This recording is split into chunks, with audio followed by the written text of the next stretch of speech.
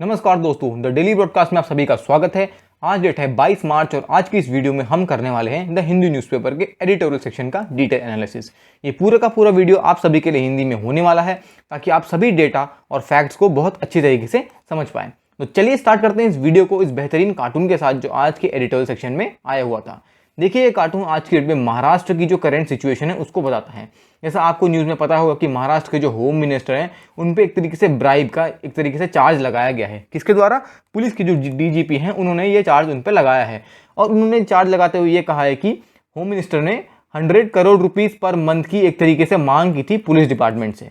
और ये पैसे कहाँ से आएंगे? ये आएंगे जो होटल से जो एक तरीके से पैसा ब्राइब में लिया जाएगा उनके द्वारा ये पैसा आएगा। किस तरीके से आज कह सकते हैं कि करप्शन के जो चार्जेस हैं उन पे पड़ रहे हैं और एक बहुत बड़ा उनके सामने क्वेश्चन मार्क आज की डेट में आ चुका है। खैर, अभी तो ये सारे एलिगेशंस ही हैं, लेकिन ये एलिगेशंस आगे जाके सही साबित होते हैं या गलत, ये तो अभी देखने को है। लेकिन ये कार्टून बेसिकली महाराष्ट्र की जो करंट सिचुएशन है उसके बारे में दिखाता है और आपको इसका थोड़ा बहुत आइडिया होना चाहिए। चलिए स्टार्ट करते हैं एक बहुत ही बेहतरीन कोट के साथ। जैसा ये कोट बताता है, जो अपनी जुबान से अपनी मेहनत का जिक्र नहीं करते उनका जिक्र एक दिन सबकी जुबान पर होता है। देखिए, ये सिंपल सी बात है, ये आप सभी के लाइफ में बहुत अच्छे तरीके से फिट बैठेगी। जैसा आपको पता होगा, आप अभी करेंटली अपने एग्जाम्स की प्रिपरेशन कर रहे हैं, लेकिन हो सकता है कि एग्जाम्स में कहीं आपको सफलता ना मिल रही हो। कुछ ऐसे छात्र भी होते हैं जो बहुत कम अंकों से अपने मार्क्स में अपने एग्जाम्स में जो है छूट जाते हैं, लेकिन निराश नहीं होना है। आपको कंटिन्यूसली वर्क करते रहना है अपने गोल्स की तरफ। हो सकता है उस पॉइंट पे काफ़ी सारे लोग आपको क्वेश्चन करें कि आप सही डायरेक्शन में नहीं जा रहे हैं या आपको डाइवर्ट करने की कोशिश करें, लेकिन आपको इन सब चीज़ों में नहीं आना है। आपको कंटिन्यूसली अपने गोल्स की तरफ वर्क करते रहना है, क्योंकि जिस दिन आपके पास आपकी सक्सेस आएगी, जिस दिन आप सफल होंगे, उस दिन सब लोग आप ही के बारे में डिस्कस करना शुरू कर देंगे। यही ये जो कोट है ये बहुत अच्छी तरीके से दर्शाता है। चलिए स्टार्ट करते हैं। आज हमें डिस्कस करने हैं 5 अलग अलग एडिटोरियल्स। वैसे तो एडिटोरियल इनके अलावा 2 और थे, लेकिन वो बेसिकली पॉलिटिकल एडिटोरियल्स और जो लेटर्स टू एडिटर्स होते हैं वो वाले थे और वो हमारे भी किसी काम के होते नहीं हैं। जो पहला एडिटोरियल है ये डिस्कस करता है पॉवर्टी के बारे में। क्यों? क्योंकि देखिए, कोविड-19 के अंदर में देखा गया है कि बहुत सारे लोग जो हैं वो पॉवर्टी में आ गए, बिलो पॉवर्टी लाइन के भी नीचे आ गए हैं। काफ़ी ज़्यादा उन्हें दिक्कतें सहने को मिली और अभी भी देखा जा रहा है कि क्योंकि कोविड के केसेस जो हैं काफ़ी राज्यों में बहुत बढ़ रहे हैं, तो क्योंकि ये केसेस इतने ज़्यादा बढ़ रहे हैं तो इसलिए आज की डेट में हम देख सकते हैं कि कई सारे लोग जो हैं दोबारा पॉवर्टी में आ सकते हैं। तो उसके बारे में ये आर्टिकल डिस्कस किया गया है, इसके बारे में हम बहुत डिटेल में डिस्कस करेंगे। उसके अलावा यहाँ पर एक आर्टिकल है doubling down on resilient India. ये बेसिकली इंडिया की बात करता है एफडीआई से रिलेटेड। क्यों? क्योंकि देखिए, अब एफडीआई जो है आज की डेट में काफ़ी ज़्यादा इंपॉर्टेंट है कंट्री की जो ओवरऑल इकोनॉमी है उसकी ग्रोथ के लिए। अब आपको पता होगा कि एफडीआई पे जो बीजेपी लेड गवर्नमेंट जो है वो काफ़ी ज़्यादा फोकस कर रही है। तो ये आर्टिकल उसी के बारे में बताता है कि क्या क्या फ़ायदे हैं, क्या क्या लूप होल्स हैं जो कंपनीज़ को रोकते हैं इंडिया में आने के लिए, और फ्यूचर में गवर्नमेंट को क्या क्या चीज़ें करनी चाहिए ताकि ये जो चीज़ें हैं और ज़्यादा इंप्रूव हों। उसके अलावा यहाँ पर जंक की बात की जाती है। कौन सा जंक? अब देखिए, आपको पता होगा कि जो नई पॉलिसी है रोड ट्रांसपोर्ट मिनिस्ट्री द्वारा, इस पॉलिसी में बताया गया है कि किस तरीके से जो पुराने व्हीकल्स हैं उनको स्क्रैप कर दिया जाएगा। क्यों? क्योंकि आपको पता होगा कि अभी ग्रीन टैक्स और हमें अपने कार्बन फुटप्रिंट को जो है वो कम करना है।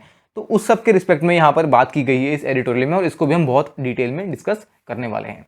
उसके अलावा यहाँ पर ईरान न्यूक्लियर डील जो है उसमें इंटरनेशनल एटॉमिक एनर्जी एजेंसी जो है उसका क्या रोल होने वाला है, अभी इस फ्यूचर में जो डील होगी उसमें क्या रोल होने वाला है उसकी यहाँ पर बात की गई है और इसको भी हम डिस्कस करेंगे। उसके अलावा बहुत ही इंपॉर्टेंट आर्टिकल है आपकी आंसर राइटिंग एज वेल आपकी जीडी में। जैसे कई बार वुमेन एम्पावरमेंट के टॉपिक आते हैं या फ्यूचर में क्या ऐसी चीज़ करनी चाहिए कि वुमेन का जो एम्पावरमेंट है और उनका लिटरेसी रेट है वो और ज़्यादा बढ़े, वुमेन जो है और ज़्यादा कॉर्पोरेट सेक्टर्स में या वर्क प्लेसेस में उनका इंगेजमेंट ज़्यादा हो। तो उन सब चीज़ों की बात यहाँ पर हम करने वाले हैं, क्योंकि इस आर्टिकल में बताया गया है कि आज के डेट में जो अनपेड वर्क है जो वुमेन करती हैं उसको कैसे रिजॉल्व किया जा सकता है। तो यहाँ पर उस चीज़ की बात की गई है। चलिए स्टार्ट करते हैं। जो पहला हमारा आर्टिकल है ये बताता है doubling down on a resilient India. अब देखिए, आज के डेट में यहाँ पर जो कंपनीज़ हैं यानी ग्लोबल कंपनीज जो इंडिया में आ रही हैं उनकी बात की गई है। कुछ अगर एग्जांपल्स दिए गए हैं कि इंडिया की आज के डेट में क्या वैल्यू है इन कंपनीज़ के सामने, वो इस एग्जाम्पल द्वारा दी गई है। जैसे Google, Facebook, Walmart, Samsung, Foxconn मैं आपको बता दूं ये कंप्यूटर के जो स्पेयर पार्ट्स उनको मैन्युफैक्चर करती है। बाकी ये जितनी भी कंपनीज़ हैं इन्होंने आज के डेट में इंडिया में बिग टिकट बेट मारी है, यानी इनको इंडिया में आने के लिए बहुत बड़ी अपॉर्चुनिटी जो है वो एक तरीके से ये कंपनीज खोज रही हैं। अब ऐसा क्यों हो रहा है? देखिए, 2020 में आपको पता है कोरोना ने पूरी इकोनॉमी को बर्बाद कर दिया, लेकिन ऐसा होने के बावजूद भी इंडिया ने एफडीआई में बहुत ज़्यादा ग्रोथ देखी है। जितने भी साल रह चुके हैं उसमें काफ़ी ज़्यादा ग्रोथ देखी जा चुकी है। और ये एक तरीके से आप कह सकते हैं रिकॉर्ड ग्रोथ ही है, क्योंकि वहाँ जहाँ पर बाकी सारी कंट्रीज जो थी, जो एक तरीके से सफ़र कर रही थी कोरोना के दौरान, वहाँ पर इंडिया का इतना ज़्यादा FDI का इन्वेस्टमेंट हुआ। ऑल्दो इस आर्टिकल में मेंशन नहीं किया, लेकिन मैं आपको बता दूं कि इंडिया का मैक्सिमम FDI जो आया है इस बार 2020 में, वो आया है सिंगापुर रूट के द्वारा। देखिए, आप इस चीज़ को प्लीज़ नोट कर लीजिए, क्योंकि ये एक फैक्ट का जो क्वेश्चन है, ये आपसे एग्जाम में पूछा जा सकता है कि मैक्सिमम FDI का फ्लो किस रूट के द्वारा हुआ था, तो उसका आंसर होगा सिंगापुर। तो देखिए, अब जो इंडिया का आज की डेट में जो ग्रोथ है वो तो काफ़ी अच्छी है, लेकिन अगर कोरोना से पहले देखा जाए तो जैसे बाकी कंट्रीज हैं जैसे चाइना, ब्राज़ील, उनके कंपैरिजन में इंडिया अभी भी काफ़ी ज़्यादा पीछे है, ऐसा राइटर कह रहे हैं।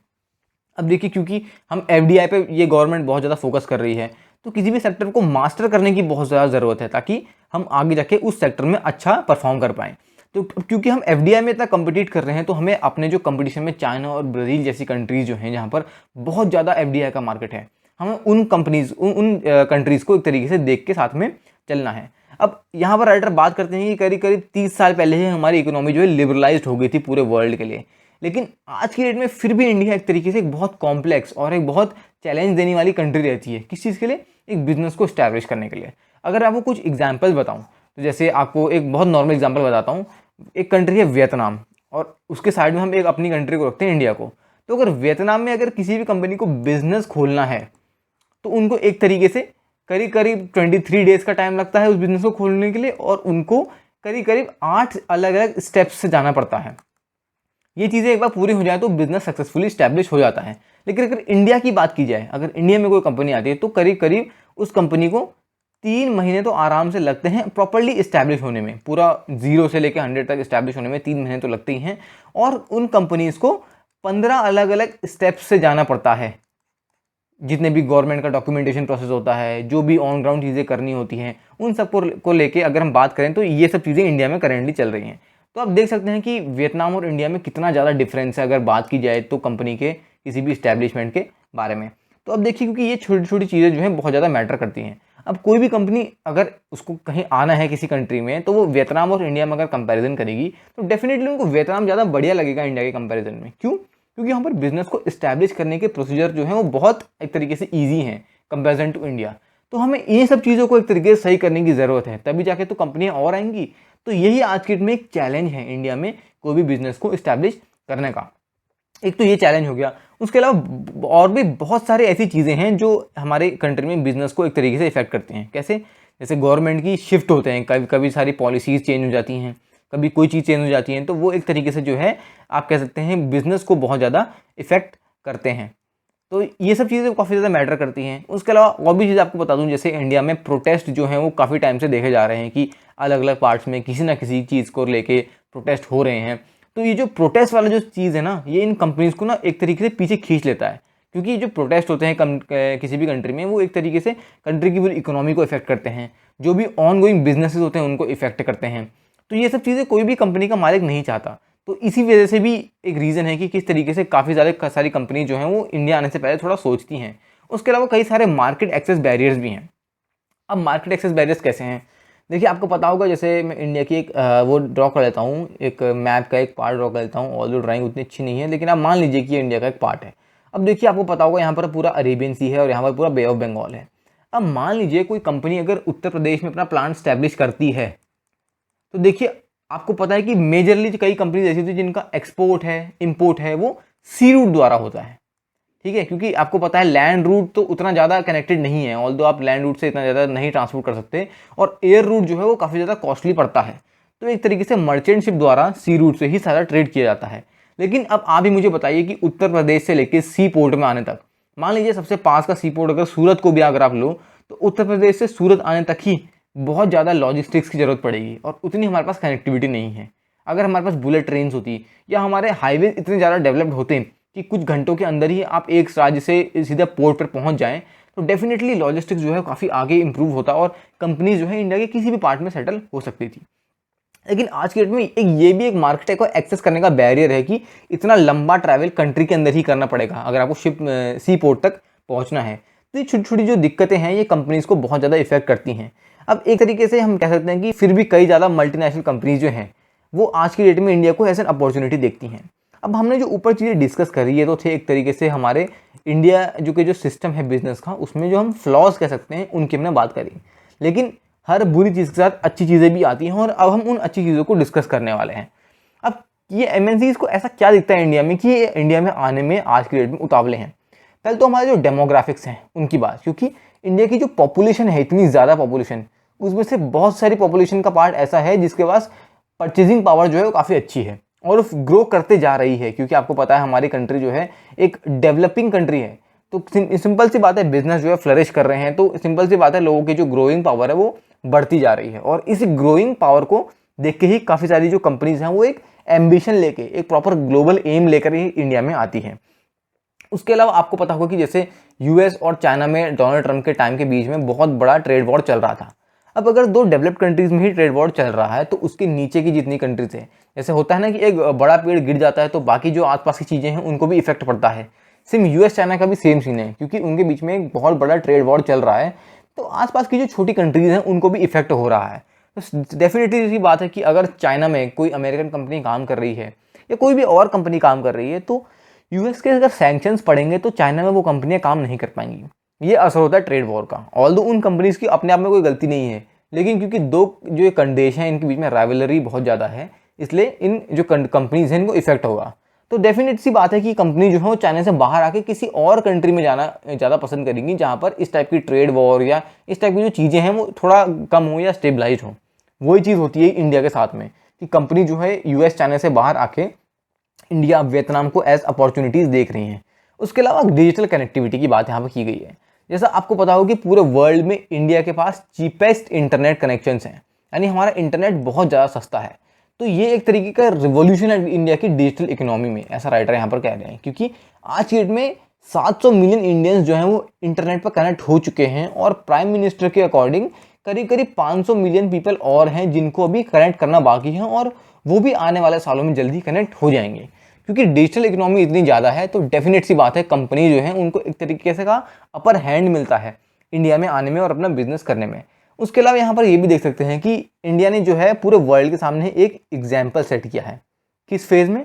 कोरोना वायरस में। इतनी ज़्यादा पॉपुलेशन होने के बावजूद भी, जैसा आप यूएस के कंपेयर कर लो या रशिया से कंपेयर कर लो, किसी भी और देश से कंपेयर कर लो, तो इतनी ज़्यादा पॉपुलेशन होने के बावजूद भी हमने कोरोना वायरस को काफ़ी अच्छे से कंट्रोल किया है।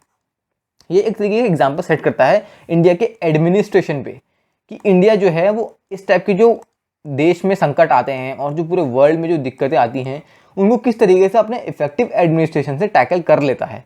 तो इस तरीके से भी यहाँ पर दिखाया जा रहा है कि किस तरीके से हमने पैंडेमिक को बहुत अच्छे से कंट्रोल किया और इकोनॉमिक एक्टिविटी को हम रिस्टोर भी कर रहे हैं। और ये रिस्टोरेशन कब हो रहा है? वैक्सीनेशन प्रोग्राम से आने से पहले ही हमने रिस्टोर कर दिया। जैसे बाकी कंट्रीज जो हैं वो वैक्सीनेशन प्रोग्राम के आने के बाद अपनी जो इकोनॉमी है उनको रिस्टोर करने की बातें कर रही हैं, लेकिन हमने ये चीज़ पहले ही कर ली है। तो एक तरीके से बहुत अच्छा एग्जांपल सेट करता है पूरे वर्ल्ड के सामने, और इसलिए आज की डेट में कंपनी जो है वो काफ़ी ज़्यादा उतावली है इंडिया में आने के लिए और अपना बिजनेस करने के लिए। उसके अलावा यहाँ राइटर ये भी बता रहे हैं कि यही सब चीज़ें तो एक तरीके से एफिशिएंट हैं और इनफ हैं किसी भी कंपनी को इंडिया में आने के लिए, लेकिन हर चीज़ में एक इम्प्रूवमेंट का स्कोप होता है और वही स्कोप हमें देखना है। अब जो कंपनीज जो हैं उनके सामने स्कोप क्या है?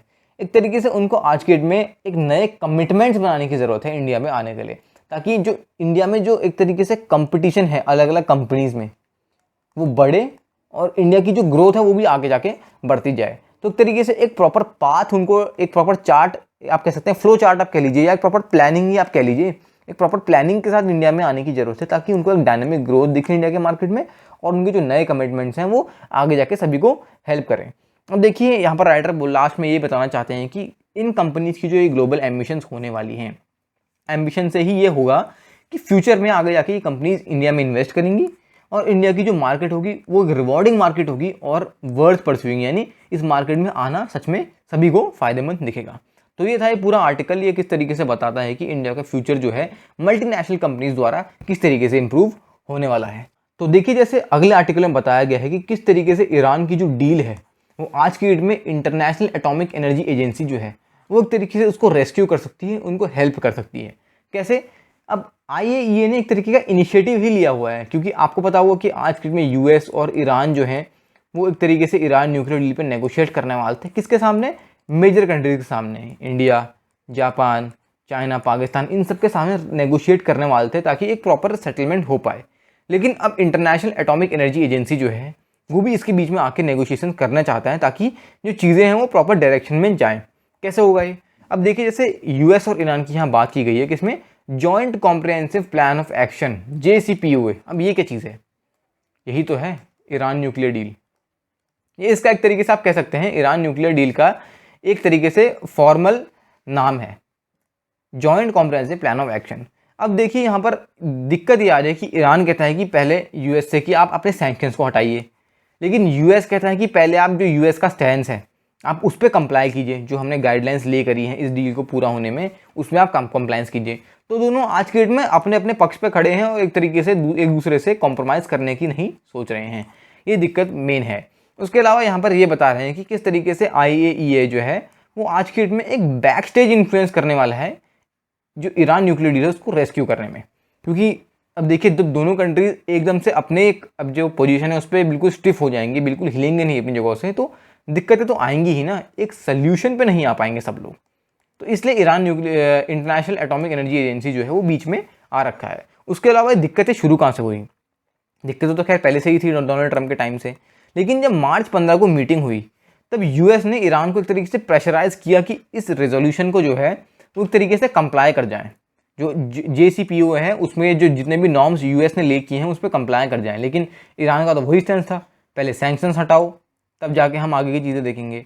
तो ये एक बहुत बड़ी दिक्कत थी। अब ईरान जो है आज के लिए धमकी क्या दे रहा है? ईरान धमकी दे रहा है कि अगर सैंक्शंस नहीं हटाए गए तो ईरान जो है नॉन प्रोलिफरेशन ट्रीटी से बाहर आ जाएगा। एक बार इस ट्रीटी से बाहर आ गया तो वो अपने न्यूक्लियर वेपन्स जो है वो डेवलप कर सकता है। और ताकि ईरान न्यूक्लियर वेपन्स डेवलप ना करें इसलिए तो ईरान न्यूक्लियर डील जो है वो साइन की गई थी। ये डील साइन किसने करी थी? ये साइन की थी बराक ओबामा ने। लेकिन अब आपको पता है डोनाल्ड ट्रंप ने अपने टाइम में तो चीज़ों का हलवा कर दिया है। तो कोई बात नहीं है, हम यहाँ पर जैसे ईरान कह रहा है कि अगर सैंक्शंस नहीं हटाए गए तो वो नॉन प्रोलिफरेशन ट्रीटी जो NPT है उससे एक तरीके से बाहर आ जाएगा। तो देखना पड़ेगा कि आगे जाके चीज़ें कैसी होती हैं, क्या ऑन मीटिंग ऑन ग्राउंड जो है वो क्या चीज़ें होने वाली हैं, किस तरीके से हमें फ्यूचर में डेवलपमेंट्स देखने को मिलेंगे, ये हम आगे के एडिटोरियल्स में कभी डिस्कस करेंगे। ये एक बहुत ही ज़्यादा इंपॉर्टेंट एडिटोरियल है। कैसे यहाँ बताता है कि आज के डेट में अनपेड वर्क जो है उसको कैसे ट्रीट करने की ज़रूरत है। अनपेड वर्क किसकी बात चल रही है? यहाँ पर विमेन की बात की गई है, औरतों की बात की गई है। अब देखिए आज के डेट में दिक्कतें क्या हैं कि औरतें जो हैं वो काम बहुत ज़्यादा करती हैं। प्रोमिनेंटली उनका एक हाई बर्डन वर्क होता है। कैसे? वो एक तरीके से चिल्ड्रन की घर में केयर करती हैं, एक तरीके से जो बूढ़े लोग होते हैं, डिसेबल्ड लोग होते हैं, उनकी हेल्प करती हैं, एक तरीके से डोमेस्टिक सर्विसेज जो है यानी घर के जो भी काम काज है उनमें हेल्प करती हैं। और बदले में उनको क्या मिलता है? कुछ भी नहीं। एक तरीके से अनपेड वर्क मिलता है उनको बदले में। ये सबसे बड़ी दिक्कत है। अब इस काम के साथ भी दिक्कत क्या है? अब देखिए या तो ये काम ही इतना होता कि ये काम बिल्कुल पैशन के साथ कोई करता, या इस काम में कोई ऐसी मोटिवेशन चीज़ होती कि इस काम को करने से ये चीज़ मिलती है, पैसा नहीं भी मिलता तो कुछ और मिलता है। नहीं, ये काम एक तरीके से रिपीटेटिव है, सेम वही काम करना है सुबह शाम, बोरिंग काम है बहुत ज़्यादा। एक तरीके से 24 घंटे आपको काम में करना है, उसके काम करने के बाद आपको कोई इस तरीके के ना इंसेंटिव मिलते हैं, कोई प्रमोशन नहीं होता इस काम करने में, और रिटायरमेंट बेनिफिट नाम की तो कोई चीज़ खैर है ही नहीं। उसके अलावा ये वुमेन की जो एक तरीके से आप कह सकते हैं इकोनॉमिक लाइफ है और अपनी पर्सनल लाइफ है उसको रिस्ट्रिक्ट कर देता है। उनकी जो अपॉर्चुनिटीज़ हैं उनको एक तरीके से ख़त्म कर देता है। आपने कई सारे ऐसे एग्जाम्पल देखे होंगे जहाँ पर गाँव से भी कई सारी औरतें उठ के आई और उन्होंने देश के लिए काफ़ी अच्छा परफॉर्म किया। ऐसा क्यों हुआ? जब उन्होंने उस इन्वायरमेंट को छोड़ दिया जहाँ पर उन्हें बहुत ज़्यादा काम करना पड़ता था, तब जाके उन्होंने आगे जाके अपनी लाइफ में एक तरीके से सक्सेस अचीव करी। तो देखिए हम ये कह सकते हैं कि पोटेंशियल और टैलेंट तो वुमेन में भी बहुत ज़्यादा है, बस दिक्कतें इन्हीं सब चीज़ों की हैं कि उनकी अपॉर्चुनिटीज़ जो हैं वो एक तरीके से रेस्ट्रिक्टेड हैं।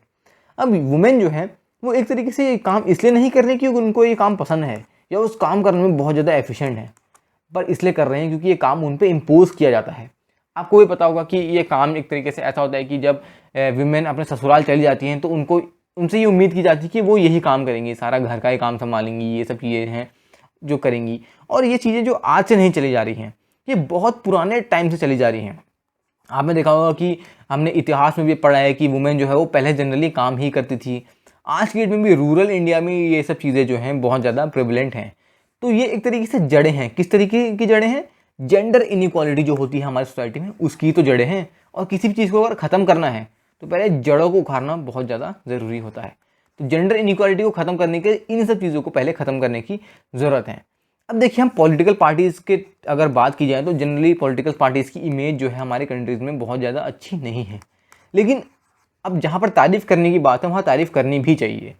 पॉलिटिकल पार्टीज़ ने ही इसको एक तरीके से एक मुद्दा उठा रखा है कि जो हाउस वाइफ हैं उनको वेजेस मिलनी चाहिए, प्रॉपर उनको पैसा मिलना चाहिए अपने इस काम के लिए। और एक सच में एक मतलब तारीफ़ करने लायक बात है कि पॉलिटिकल पार्टीज़ ने एक बहुत जेन्युइन कंसर्न को उठाया है।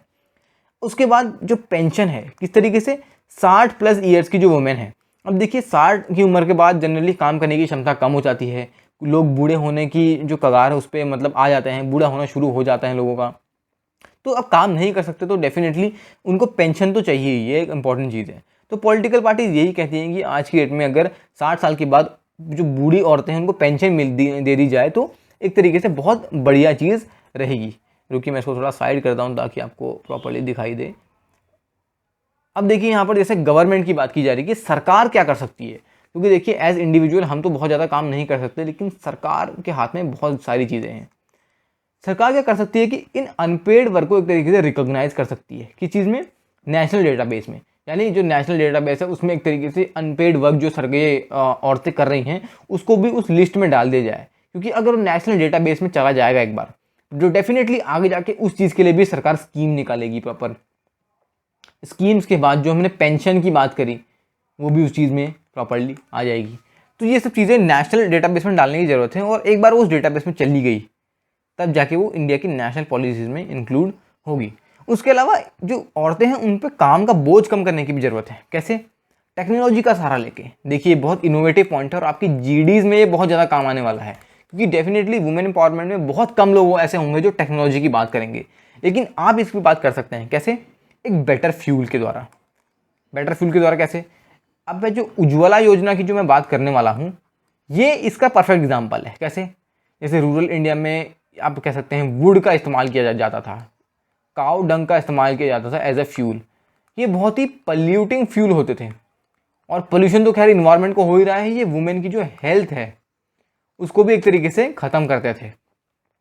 उज्ज्वला योजना के अंडर एलपीजी जो है वो देश के कोने कोने पहुँचाई गई, और ये इसका एक बहुत अच्छा एग्जाम्पल है। उसके अलावा इंफ्रास्ट्रक्चर यानी वाटर एट डोर स्टेप। आपको पता होगा कि कई ऐसे राज्य ज़िले ऐसे भी हैं जहाँ पर पानी जो है उसकी बहुत किल्लत है, पानी लेने के लिए बहुत दूर दूर जाना पड़ता है और बहुत दिक्कतें भी होती हैं औरतों को। तो अगर पाइप्ड वाटर जो है, जैसे उड़ीसा की सरकार ने किया था, उड़ीसा की सरकार ने ये किया था कि हर घर के डोर स्टेप में आप कह सकते हैं पाइप्ड वाटर प्रोवाइड किया था, पाइप्ड ड्रिंकिंग वाटर। तो ये चीज़ बहुत अच्छी करी थी वहाँ पर, और वही चीज़ करनी चाहिए कि एटलीस्ट डोर स्टेप पे तो पानी आ जाना चाहिए ताकि उनको इधर उधर पानी लेने जाना ना पड़े। उसके अलावा जो अनपेड वर्क है उसको एक तरीके से मेन स्ट्रीम इकोनॉमी में शिफ्ट कर देना।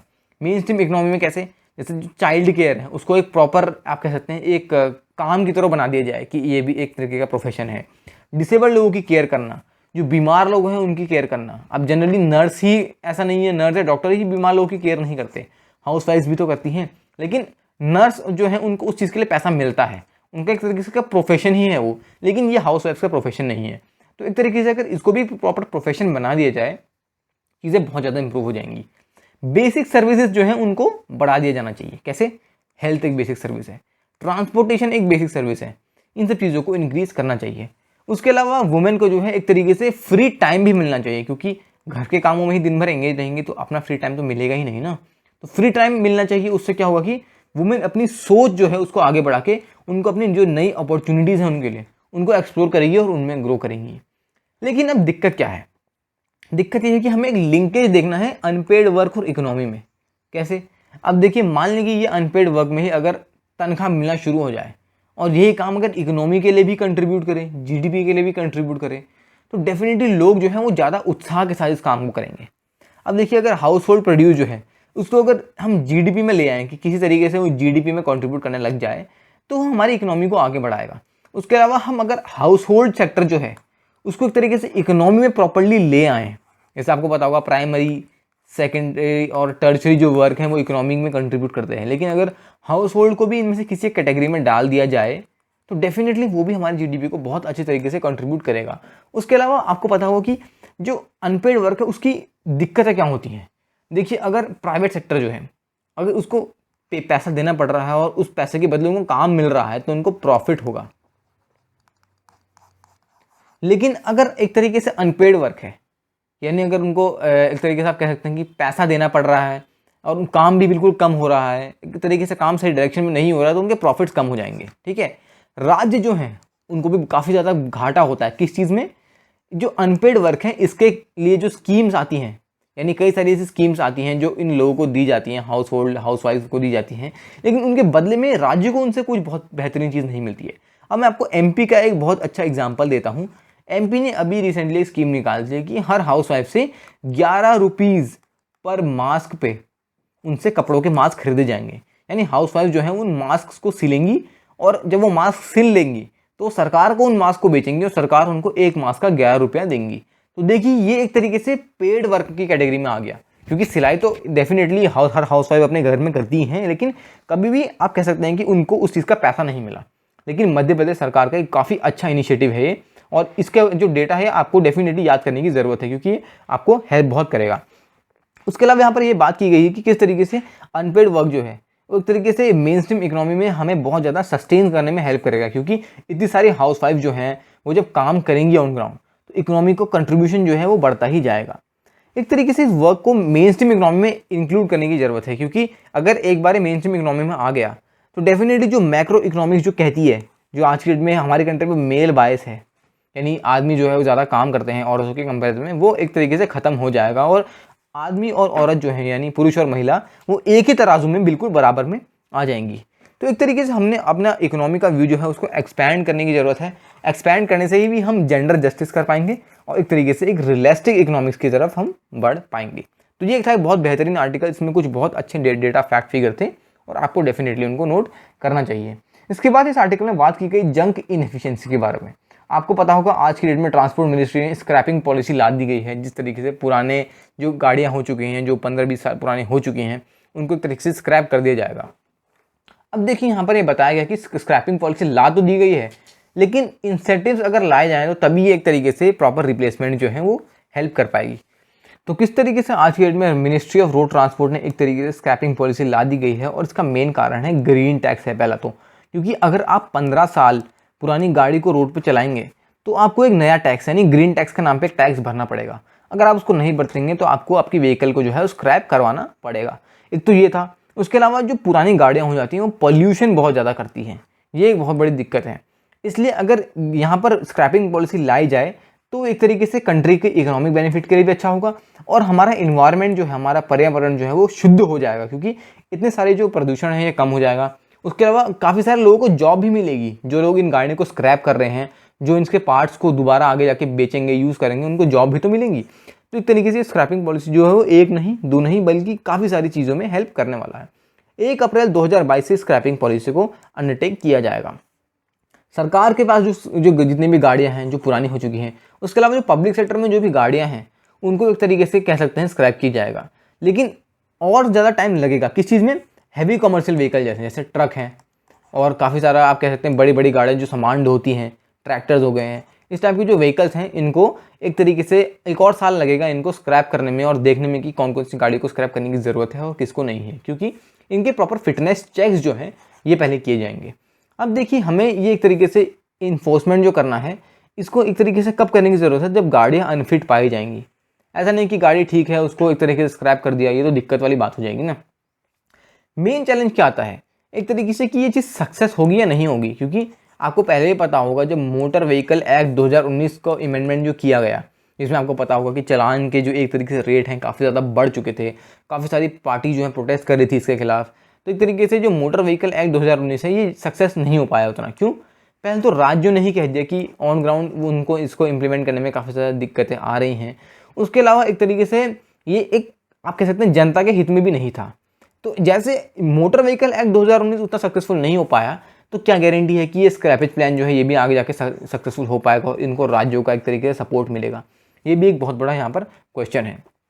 व्हीकल स्क्रैपेज जो रिप्लेसमेंट पॉलिसी जो है वो देख सकते हैं कि एक तरीके से इंटरनेशनल की अगर हम बात करें, हमारी जो बाकी पेरिस क्लाइमेट एग्रीमेंट के जो गोल्स हैं उन सब के सामने ये काफ़ी अच्छा आप कह सकते हैं मूव है, क्योंकि एक तरीके से ग्रीन टेक्नोलॉजी इसको बढ़ाएगा, उसके अलावा हमारी इकोनॉमी को, हमारे क्लाइमेट को बूस्ट देगा। और प्रोमिनेंट बात यहाँ पर ये है कि इलेक्ट्रिक व्हीकल को बहुत ज़्यादा बूस्ट करेगा। आपको पता होगा कि रिसेंटली अभी ऐसा हो रहा है कि टेस्ला जो है बैंगलोर में अपना मैन्युफैक्चरिंग प्लांट जो है वो खोलने वाली है। उसके अलावा आपको पता होगा कि टाटा ने भी अपनी कई सारी गाड़ियाँ, जैसे नेक्सॉन गाड़ी, उसको इलेक्ट्रिक में लॉन्च कर दिया है, क्योंकि इलेक्ट्रिक व्हीकल्स ही हैं जो हमारी कंट्री का एक तरीके से फ्यूचर हैं। तो ये काफ़ी ज़्यादा इंपॉर्टेंट चीज़ यहाँ पर बताई गई है। ये एक फ्यूल इंपोर्ट बर्डन जो है उसको भी एक तरीके से कम करता है। कैसे? आपको पता होगा कि हमारे खुद की कंट्री में तो अंकलेश्वर जो गुजरात में है, उसके अलावा दिग्बोई जो आसाम में है, उनके अलावा एक दो जगह और को छोड़ के हमारे वहाँ ज़्यादा तेल का पैदावार नहीं होता है। तो हमको कंट्री जैसे ईरान हो गया, सऊदी हो गया, यूएस हो गया, इन देशों से तेल इंपोर्ट करना पड़ता है और ये हमारे बैलेंस ऑफ पेमेंट को काफ़ी ज़्यादा बढ़ाता है। हमारे पे एक तरीके से बहुत बोझ बढ़ा देता है फ्यूल। तो अगर एक तरीके से फ्यूल अगर इस्तेमाल होगा ही नहीं उतना ज़्यादा, इलेक्ट्रिक व्हीकल ही इस्तेमाल होने लग जाएंगी, तो इतना हमारा पैसा तो बच जाएगा। उसके अलावा आपको पता भी है कि इंटरनेशनल सोलर अलायंस जो है उस पर इंडिया काफ़ी ज़्यादा फोकस कर रहा है। क्या मुझे कमेंट सेक्शन में बता सकते हैं कि इंटरनेशनल सोलर अलायंस जो है इसके हेडक्वार्टर्स कहाँ पर है? उसके अलावा अभी ये देखने की ज़रूरत है कि राज्य केंद्र जो है उसको एक बैलेंस बनाने की ज़रूरत है। किस चीज़ में? देखिए, हमारा क्या करना चाहिए, हमें जो मैन्युफैक्चर हैं, जो व्हीकल के मैन्युफैक्चर जो हैं, जितने भी गाड़ियाँ बनाते हैं, इनको एक तरीके से इंसेंटिव देने की ज़रूरत है, एक्स्ट्रा पैसा देने की ज़रूरत है। किस चीज़ के लिए? अगर ये फ्यूल एफिशिएंट गाड़ियाँ बनाते हैं जो ज़्यादा टाइम तक चल सकें, उन चीज़ के लिए अगर इन कंपनीज़ को इंसेंटिव्स मिले तो सिंपल सी बात है ये और अच्छा परफॉर्म करेंगे इस चीज़ में। जैसा आपको भी पता होगा कि जब व्हीकल स्क्रैप होती हैं तो उनमें से काफ़ी ज़्यादा लोहा यानी आयरन, स्टील और बाकी भी कई सारे ऐसे पार्ट्स होते हैं जो दोबारा रीयूज़ हो जाते हैं और ये अच्छे रेटों पे बिकते हैं। तो उसी की बात की गई है कि स्क्रैप करी हुई गाड़ियों में काफ़ी ज़्यादा सामान ऐसा होता है जो दोबारा आगे जाके रीयूज़ हो जाता है, एयर पोल्यूशन को एक कम करने में हेल्प करता है और हमारे इन्वायरमेंट पे एक तरीके से माइनिंग का और बाकी प्रेशर्स को जो है वो कम कर देता है। तो ये एक बहुत बेहतरीन आर्टिकल था रिसेंट की जो पॉलिसी के बारे में, इसके प्रोज और कॉन्स दोनों मैंने आपको बता दिए हैं और आप डेफिनेटली इसको भी ध्यान में रखिए। इसके बाद हम बात करते हैं पॉवर्टी यानी गरीबी के बारे में। अब एक तरीके से गरीबी जो है वो हमारे कंट्री में कोविड के बाद बहुत ज़्यादा बढ़ गई है। अब यहाँ पर जैसे बताया जा रहा है कि अब कोविड के केस और ज़्यादा बढ़ने में लगे हुए हैं, तो एक तरीके से हमारी जो इकोनॉमी भी रिकवर हो रही है उसको दोबारा एक तरीके से थ्रेट है। क्यों? इकोनॉमी भी रिकवर कर रही है, यानी लोग धीरे धीरे अपनी जॉब पे दोबारा जा रहे हैं, पॉवर्टी से हल्के हल्के बाहर आ ही रहे हैं कि कोविड के केस दोबारा आने लग जाएं और लॉकडाउन अगर दोबारा लगा दिया गया फिर तो बहुत ज़्यादा दिक्कत हो जाएगी। प्यू रिसर्च सेंटर, देखिए ये एक ऐसा आप कह सकते हैं ऑर्गेनाइजेशन है, इसने पहले भी एक रिपोर्ट दी थी इंडिया के लिए। किस चीज़ के लिए?